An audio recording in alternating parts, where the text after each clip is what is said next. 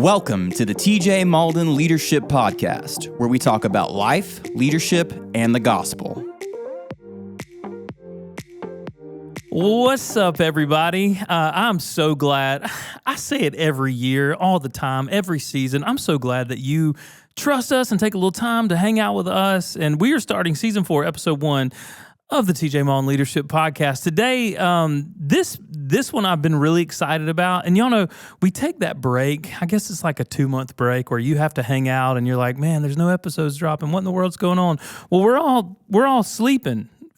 No, we're not. We just take a couple months off to kind of breathe and to think about content, think about what we want to say and how we want to build the next season, among all the other responsibilities that this team has that they accomplish throughout the year. So, launching back into this season, I was having a conversation the other day with a friend of mine, Matt Bell.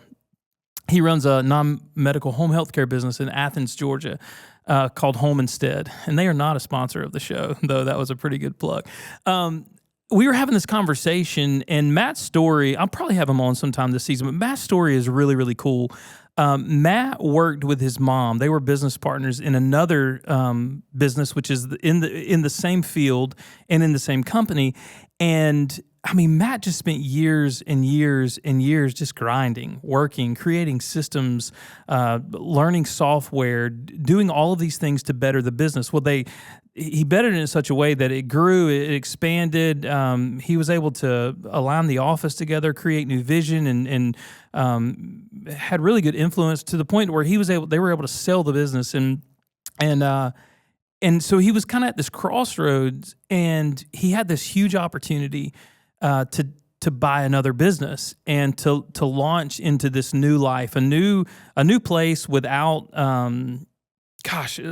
without his community, a new city, hours away from where he lived. And we were having this conversation the other day. We were talking, and this year's just been incredible for him business-wise. He's just knocking it out of the park, and he always does. He excels at almost everything he does. He's one of those guys. And I would say, Matt, we said this phrase, like there were waves crashing in on him. And I said, man, and I said this, and I can't remember exactly how it was said in the moment, but this is kind of the heartbeat and birth of this podcast. I said, man, aren't you glad that you chose to surf the wave? Like, and I think today the name of this podcast is Waves, Watchers, and Wipeouts. And the idea is that all of us in life are going to experience waves. We're all going to experience the crash of a wave, the fear, the anxiety, the angst of what does it look like to launch into something daring and something challenging. And in that moment, as we were talking, I was like, man, you just chose to surf. Like you chose not to sit back and watch someone else do it. You chose not to just stand on the shore and observe other people, but man, you just absolutely surfed. And so today what I want to talk about is, like I said, watchers, waves, and wipeouts. And the first is this, and just to let you know from the jump, this podcast, I live in South Georgia. So if you're looking for an expert in surfing, it's not me, okay? The most I know about surfing is when I watched Blue Crush when I was in the 8th grade or something. I don't know. I don't even know what movie that is. It's some surfing movie. I watched a documentary, but other than that, I knew nothing about surfing other than the fact that there's boards and wax and water and you want to stand up eventually and ride, okay? Like that's my very limited knowledge of surfing, but this is what I know. Every time that I've seen someone surf, there have always been people standing on the shore observing. They've been watching. And for today, we'll call those the watchers, right? And it's so interesting because they're always there. They're observing. They're taking in the scenery. They see the same things the surfer sees. They see the wave. They see the crowd. They hear the conversations. They see the wipeouts. They share everything with the surfers except the experience. Like they stand on the shore and they never swim out. They never get aboard. They never paddle out into the break. They never through the the wash and all the foam that the waves create, and they never know what it's like to stand up and surf. They're just watchers. And so I started asking myself this question. I'm like, okay, why? Why are there people in life? Why even seasons in my own life, certain circumstances where I have been content, and maybe you're this way, I don't know, but you have been content to just be a watcher.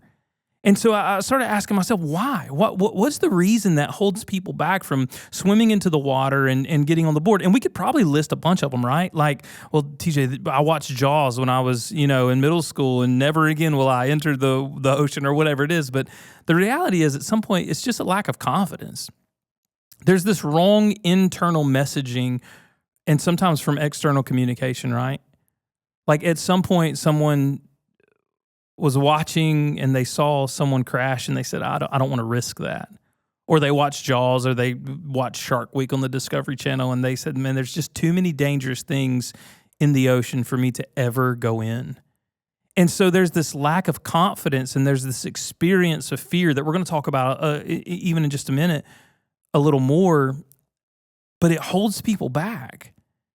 Like thinking maybe you're watching someone surf, you're watching someone start that business, you're watching someone establish their first healthy relationship, or you're watching someone walk through the doors of a church for the first time and try to experience faith and get to know this Jesus person, or whatever your experience is, and you say, no, I'm just going to be content to stay here on the shore because X, Y, and Z. And you've created these external excuses, and sometimes it's from poor messaging in your life. And if I could today, and I didn't even really plan to go super deep here, but like I just want to encourage you to kind of delete the messages that you've built up in your inbox that other people have spoken over your life and that you tell yourself. I'll never forget this. I remember being young and being in school, and like y'all, math. I've shared this before, but like, I'm terrible at math. I'm not great with math. I'm not super good with grammar. Like as far as being super like intellectual on an academic level, like I'm just not your guy. And so I had teachers tell me along the way, like, man, you're not smart enough, or you're not clever enough, or whatever it may be. And I remember early on in my ministry, and even musically, like, I had built up all of these messages. If you think about like an inbox in your email, I had built up all of these messages that had created in my heart and in my mind this lack of confidence. And so for me, and I'm just sharing personally a little bit of vulnerability, as I watched people surf and do daring things, in my mind, there was always this hesitation of like, well, I could never do that because I'm not smart enough, right? Or I didn't come from the right family, or I don't have enough money, blah, blah, blah, blah, whatever the excuses are. So there came a point, though, where I had to just begin to delete the messaging. I had to delete the excuses that had been implanted in my heart, my mind, by other and from other people, whether it be teachers or, in my case, several family members, like super negative messaging into my life of what I couldn't be, or what I shouldn't be, or what I couldn't achieve.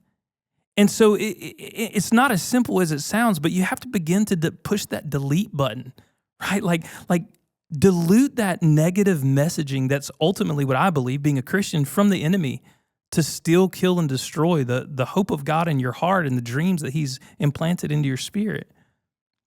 And so you say, well, TJ, that's me. I'm standing on the shore. I've been there before. I'm there. There's this scenario in my life where I'm standing on the shore, and I don't know what the remedy is. And there's this great quote, y'all, by Martin Luther King Jr.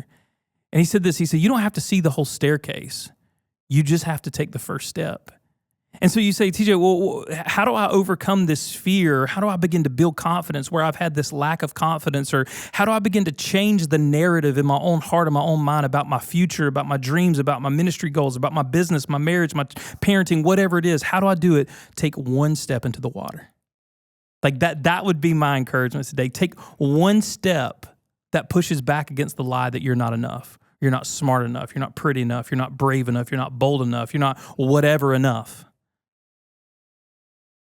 One step into the water. You don't have to see the whole staircase. You don't have to see the end of the journey. Just trust God. And if you're passionate about something, you want to do something great for his name's sake, you want to start that business, you want to get that degree. Maybe you're hanging on and you're listening today and you're later in life and you're like, man, I'm really passionate about this, but it's too late for me. No, like take that one class. See what it's about. Take one step into the water. I love this verse from Ecclesiastes 11:4. It says, he who observes the wind will not sow, and he who regards the clouds will not reap. This is what I can guarantee you. if you stand there watching the surfers, if you stand there looking at the waves, if you stand there listening to the negative messaging, you will never experience the surf. You will never experience the sweetness of failure and triumph. And you say, well, TJ, what do you mean of failure? I'm going to get there in a minute, so just hang with me, but this is really cool. So you have three kinds of people. Like I said, you have the watchers who are standing on the shore, and then you have these, and I had to do a little research on this to figure out what they're called because, like I said, I'm from South Georgia. If you ask me about a pine tree, I can tell you everything. You ask me about a surfboard, I have no clue. So every time I've seen, whether it's a surfing documentary or watched a surfing movie or visited California and literally seen people surfing, there's always this crowd of people that are just floating behind the waves. They're just, and in the surfing world, they're called a couple different things, but one of the, what works in my mind, I grew up loving to fish, so they're like bobbers. They're like buoys, right? They're just kind of bobbing up and down in the water. And there are people, this was so interesting to me, there are people who've had a bad experience on the waves, or they haven't taken that next step. They got ankle deep, knee deep, waist deep. They swam, like they paid the price. They learned like how to wax their board. They learned how to swim into the wave. They might have even taken some classes and they were trained and they rub shoulders with actual surfers, but they spend their whole life behind the wave floating. Like they, because of their experience, whether it's their lack of motivation or they're just content to just coast through life, they stay behind the wave and they put in all this effort and all this time and all this work, but they never take the next step. And so again, I'm asking myself, why? Like in the same way as I was looking at the people standing on the beach, I'm like, why are you content to spend your whole life standing here? I think, why would you go through all of this work, all of this effort, all of this training and just sit and watch? Like just coast through life. Just like a buoy, just bob along while everyone else catches the waves. Why? And so as I begin to grapple with this in my own heart again, like, why have there been moments that I've been content to coast? Which I'm not a coaster typically. I'm not someone that that just bobs up and down. Like there has to be some sort of movement. I'm like, well, in those moments where there have been though, that I've been reluctant to take a chance, what's the core reason that has held me back? And what do I think the core reason that holds other people back? And I settled on this as I was thinking through this. Fear. Like fear. Fear of failure. Fear of the unknown. Fear of messing up, fear of wiping out, fear of crashing, right? They watched a documentary at some point and they saw that a wave trapped someone under the water and they drowned or they hit their head on the reef and it broke, their body in some way. So there's this incredible fear that holds them back from launching. And it may be, you may be that way. You may have this dream or this goal or this desire, this business that you want to start, this relationship, you want to ask this girl out or this guy out but you've been burned before. You've been heartbroken, right? Like you want to attempt something great for God. You want to start a ministry or you want to share your faith, but you've been rejected. You've been let down by others maybe. And so it's enough for you, or it's become enough for you in this season to just bob along, to just coast, to rub shoulders with people who could tell you all about the waves. And it's almost as if it's almost like you're riding the wave yourself. You're living through them. You're hearing about their dreams. You're hearing about the things that they're doing for God. You're hearing about their relationships and how all of these things are happening for them. And then you watch them take off again and they ride another wave. And you've spent your life just being a buoy. And I think my greatest fear is that I know people and I love people and I watch people move through life who are content to be a buoy until it's too late. You say, well, what do you mean until it's too late? Well, they're content until they want to surf and then they realize that their season of surfing is past them. And I think if nothing else today, maybe there's just one of you listening and you're like, man, I've been coasting and I'm just too afraid of failure. But you've already lived some life. You've paid the price. You've learned, you've learned to trade. You've developed relationships. You've taken chances before. I would say this: don't let one spill, one wipeout, one failure, one moment of brokenness keep you from doing great things. Keep you from doing great things for God, for doing great things for your family, for doing great things for yourself.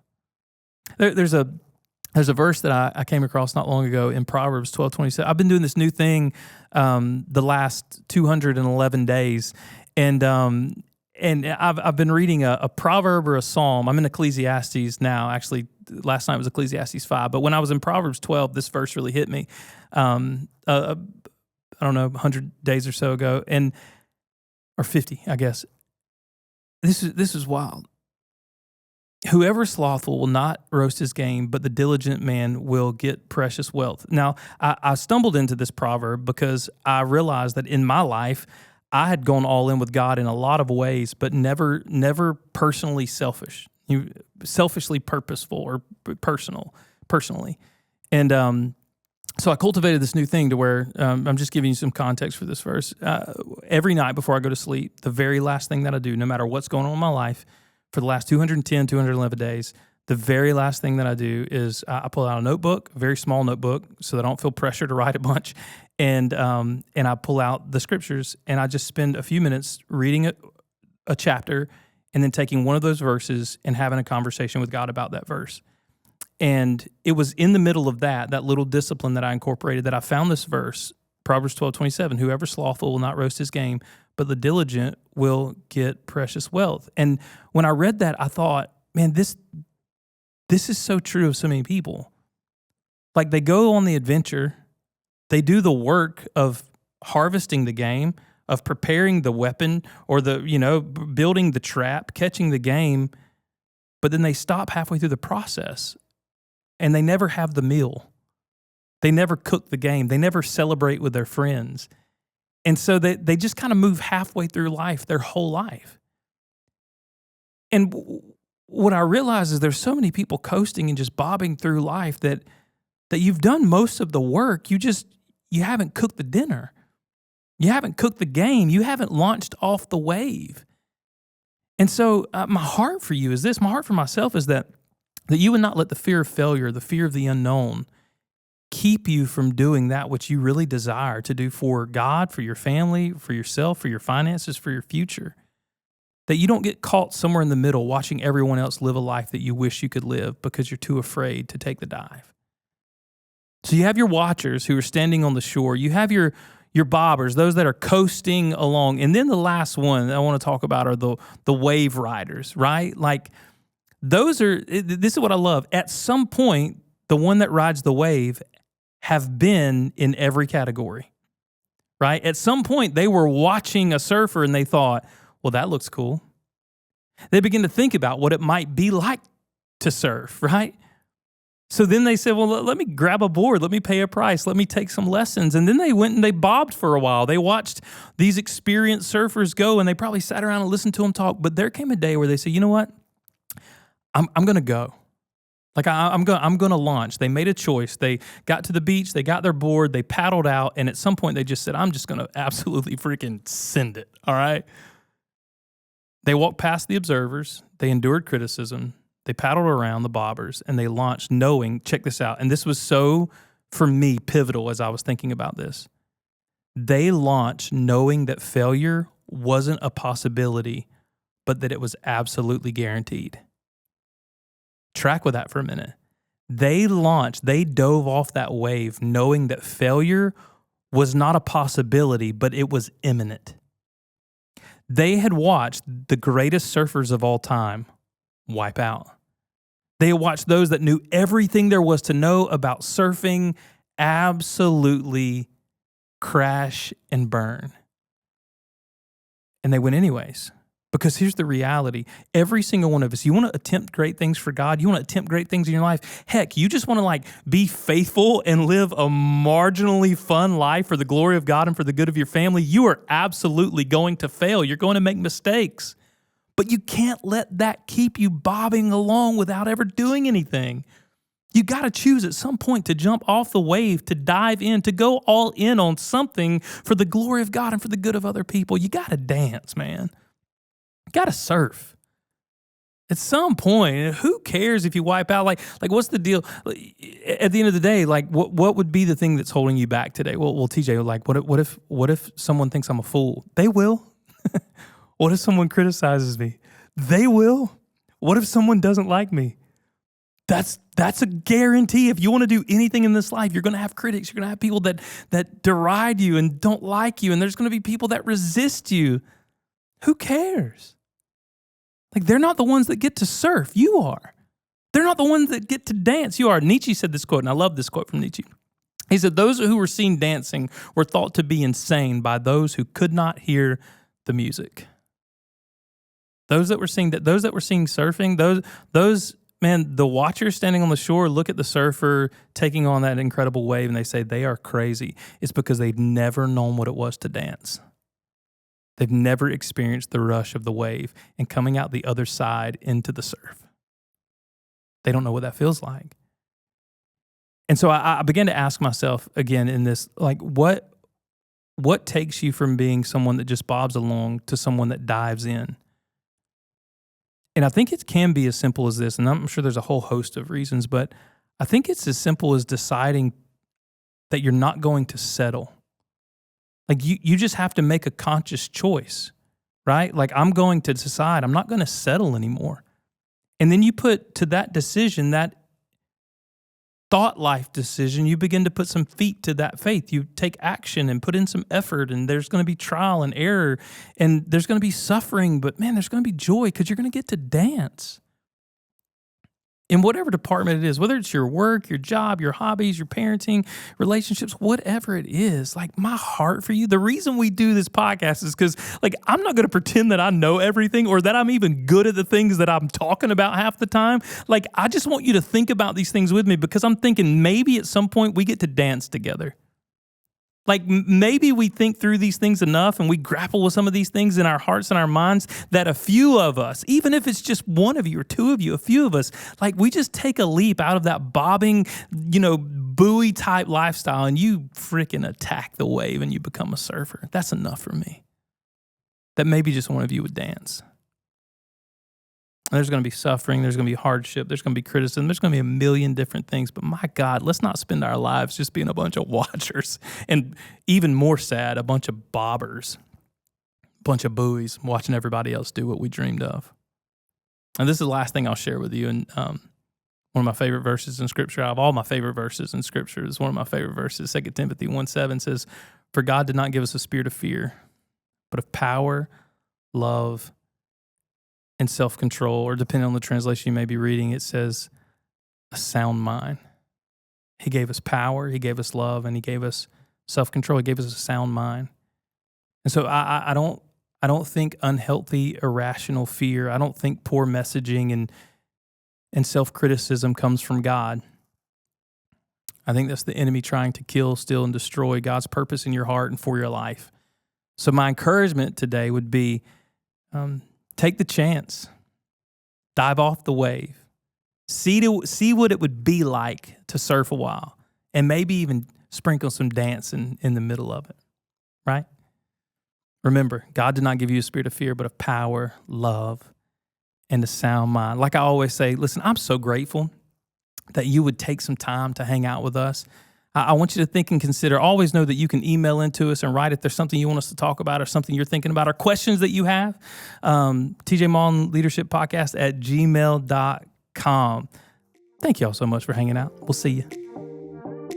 Thank you so much for listening to this episode of the TJ Malden Leadership Podcast, where we talk about life, leadership, and the gospel. If you enjoyed this episode, share with a friend. For more content, follow us on Instagram and YouTube. If you have any questions you would like to ask TJ, whether it is about life, leadership, or the gospel, you can email those to tjmaldenleadershippodcast@gmail.com. Thank you again for listening, and we hope you join us again on the TJ Malden Leadership Podcast.